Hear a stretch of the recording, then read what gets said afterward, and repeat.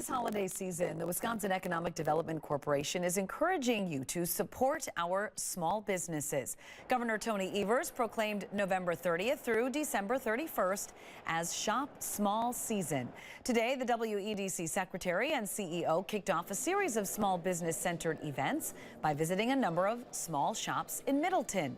She says the holiday season is an especially important time to go out and support local businesses. It's where they increase their revenue and really end the year in a strong way. So having that opportunity to participate in the holiday season is what keeps our small businesses really strong and vibrant. Studies have shown that for every $100 spent at a local business, $68 typically stays in the community, while only $43 remains when spent at a national chain store.